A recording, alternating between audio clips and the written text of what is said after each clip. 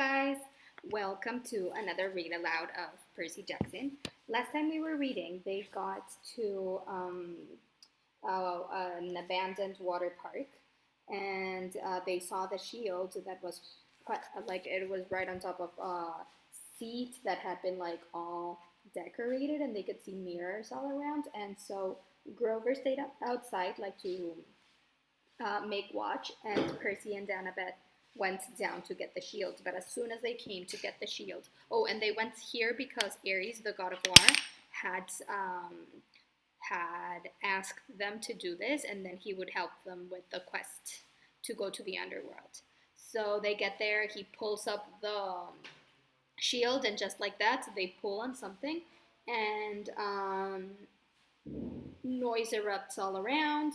A million gears start grinding, and the whole pool starts turning into a giant machine. The last line we read was Grover yelling, "Guys!" Up on the rim, the Cupid statues were drawing their bows into firing position. Before I could suggest taking cover, they shot, but not at us. They fired at each other, across the rim of the pool. Silky cables trailed from the arrows, arcing over the pool and anchoring where they landed to form a huge golden asterisk.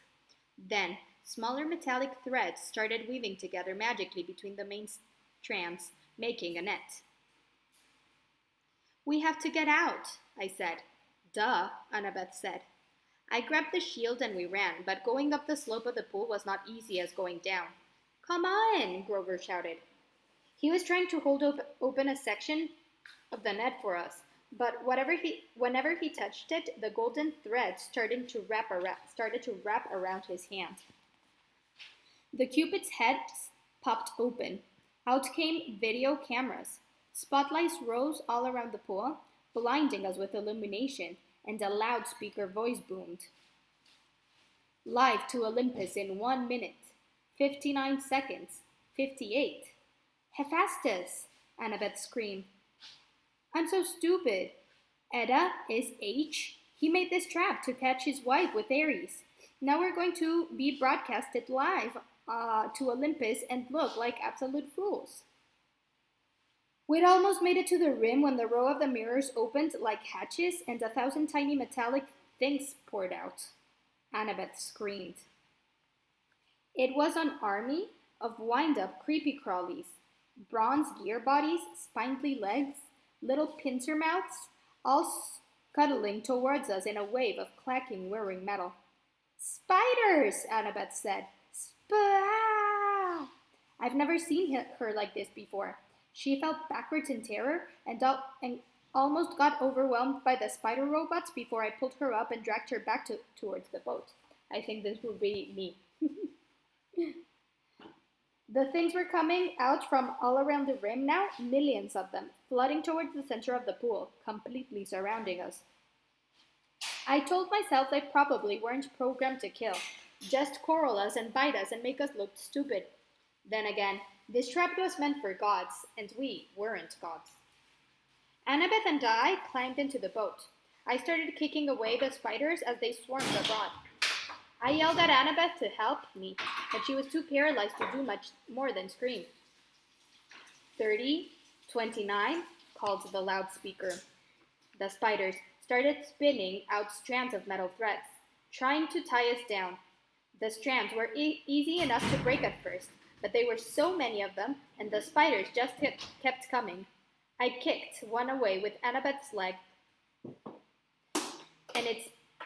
I kicked one away from Annabeth's leg, and its pincers took a chunk out of my new surf shoe.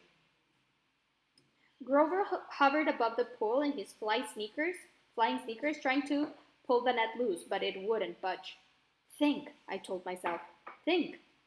The Tunnel of Love entrance was under the net. We could use it as an exit, except it was blocked by a million robot spiders. 14. 13, the loudspeaker called. "Water," I thought. Where does the right water come from? Then I saw them. Huge water pipes behind the mirrors, where the spiders had come from. And up above the net, next to one of the cupids, a glass windowed booth that must be the controller station. Grover, I yelled, get into that booth. Find the on switch. But do it. It was a crazy hope, but it was our only chance. The spiders were all over the prow of the boat now. Annabeth was screaming her head off. I had to get us out of there. Grover was in the controller's booth now, slamming away buttons. 5, 4. Grover looked up at me hopelessly, raising his hands. He was letting me know that he'd pushed every button, but still nothing was happening. I closed my eyes, and I thought about waves, rushing water, the Mississippi River. I felt a familiar tug in my gut. I tried to imagine that I was dragging the ocean all the way to Denver. 2, 1, 0. Water exploded out of the pipes. It roared into the pool, sweeping away the spiders. I pulled Annabeth into the seat next to me and fastened her seatbelt just as the tidal waves slammed into our boat over the top, whisking the spiders away and dousing us completely but not capsizing us. The boat turned, lifted in the flood, and spun in circles around the whirlpool. The water was full of short-circuiting spiders, some of them smashing against the pool's concrete wall with such force they burst. Spotlights glared down at us. The Cupid camp were rolling live to Olympus. But I could only concentrate on controlling the boat. I wilted it to ride the current, to keep away from the wall. Maybe it was my imagination, but the boat seemed to respond. At least it didn't break into a million pieces. We spun around one last time, the water level now almost high enough to shred us against the metal net. Then, the boat's nose turned towards the tunnel, and we rocketed through into the darkness. Annabeth and I held tight, both of us screaming as the boat shut curls and tugged corners and took 45-degree plunges past pictures of Romeo and Juliet and a bunch of others Valentine's Day stuff. Then we were out of the tunnel, the night air whistling through our hair as the boat barreled straight towards the exit. If the ride had been in working order, we would have sailed off a ramp between the golden gates of love and splashed down safely in the exit pool. But there was a problem. The gates of love were chained. 2 boats had been washed out of the tunnel before us, were now piled against the barricade, one submerged and the other one cracked in half. Unfasten your seatbelt, I yelled to Annabeth. Are you crazy? Unless you want to get smashed to death. I strapped Eris's shield to my back. We're going to have to jump for it. My idea was simple and insane. As the boat struck, we would use its force like a springboard to jump to the gate. I've heard of people surviving car crashes that way, getting thrown 30 or 40 feet away from an accident. With luck, we would land in the pool. Annabeth seemed to understand. She gripped my hand as the gates got closer.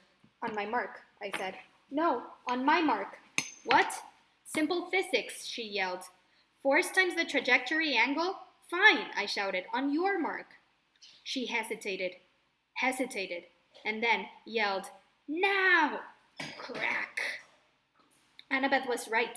If we had jumped when I thought we should have, we would have crashed into the gates. She got us maximum lift. Unfortunately, that was a little more than we needed.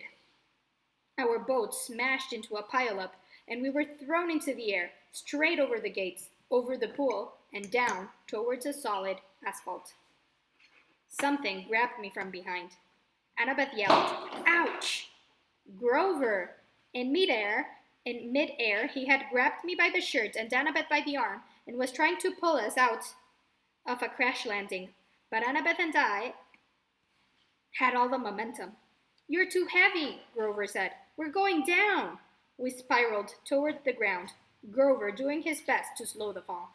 We smashed into a photo board, Grover's head going straight into the hole where tourists would put their faces, pretending to be Nunu, the friendly whale.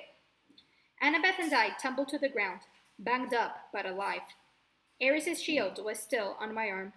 Once we caught our breath, Annabeth and I got Grover out of the photo board and thanked him for saving our lives. I looked back at the thrill ride of love. The water was subsiding. Our boat had been smashed to pieces against the gates. 100 yards away at the entrance pool, the Cupids were still filming. The statues had swiveled so that their cameras were trained straight on us, the spotlights in our faces. Show's over, I yelled. Thank you. Good night. The Cupids turned back to their original positions. The lights shut off. The park went quiet and dark again, except for the gentle trickle of water into the thrill ride of Love's exit pool. I wondered if Olympus had gone to a commercial break, or if our ratings had been any good. I hated being teased. I hated being tricked. And I had plenty of experience handling bullies who liked to do that stuff to me. I hefted the shield on my arm and I turned to my friends. We need to have a little talk with Ares. Next chapter, chapter 16, we take a zebra to Vegas. The war god was waiting for us in the diner parking lot. Well, well, he said, you didn't get yourself killed. You knew it was a trap, I said. Ares gave me a wicked grin. Bet that crippled blacksmith was surprised when he netted a couple of stupid kids. You looked good on TV. I shoved his shield at him. You. Annabeth and Grover caught their breaths. Ares grabbed the shield and spun it in the air like a pizza. It changed form, melting into a bulletproof vest. He slung it across his back. See that truck over there? He pointed to an 18-wheeler parked across the street from the diner. That's your ride. Take you straight to LA with one stop in Vegas. The 18-wheeler had a sign on the back, which I could read only because it was reverse printed white on black, a good combination for my dyslexia. Kindness International. Humane Zoo Transport. Warning. Live wild animals. I said, you're kidding. Ares snapped his fingers. The back door of the truck unlatched. Free ride west, punk. Stop complaining. And here's a little something for doing the job. He slung a blue nylon backpack up his handlebars and tossed it to me. Inside were fresh clothes for all of us, $20 in cash, a pouch full of golden drachmas, and a bag of double-stuffed Oreos. I said, I don't want your lousy, thank you, Lord Ares, Grover interrupted, giving me his best red alert warning look. Thanks a lot. I gritted my teeth. It was probably a deadly insult to refuse something from the gods, but I didn't want anything that Ares had touched. Reluctantly, I swung the backpack over my shoulder. I knew my anger was being caused by the war god's presence, but I was still itching to punch him in the nose. He reminded me of every bully I've ever faced. Nancy Bobofit, Clarice, Smelly Gabe, sarcastic teachers, every person who'd ever called me stupid in school or laughed at me when I got in his spout. I looked back at the diner, which had only a couple of customers now. The waitress who'd serve us in the diner was watching nervously out of the window, like she was afraid Ares might hurt us. She said something to him. He nodded, held up a little disposable camera, and snapped a picture of us. Great, I thought. We'll make the papers again tomorrow. I imagined the headline. 12-year-old outlaw beats up defenseless biker. You owe me one more thing, I told Ares, trying to keep my voice level. You promised me information about my mother. You sure you can handle the news? He kick-started his motorcycle. She's not dead. The ground seemed to spin beneath me. What do you mean? I mean she was taken away from the Minotaur before she could die. She was turned into a shower of gold, right? That's metamorphosis, not death. She's being kept. Kept? Why? You need to study war, punk. Hostages. You take somebody to control somebody else. Nobody's controlling me. He laughed. Oh yeah? See you around, kid. I balled up my fists. You're pretty smug, Lord Ares, for a guy who runs from Cupid statues. Behind his sunglasses, fire glowed. I felt a hot wind in my hair. We'll meet again, Percy Jackson. Next time you're in a fight, watch your back.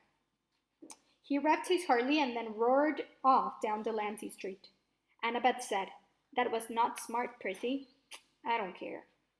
You don't want a god as your enemy, especially not that god. Hey guys, Grover said. I hate to interrupt, but he pointed towards the diner. At the register, the last two customers were paying their checks. Two men in identical black coveralls with a white logo on their backs that matched the one in the Kindness International truck. If we're taking the Zoo Express, Grover said, we need to hurry. I didn't like it, but we had no better option. Besides, I'd seen enough of Denver. We ran across the streets and climbed in the back of the big rig, closing the doors behind us. And that's all we have time for.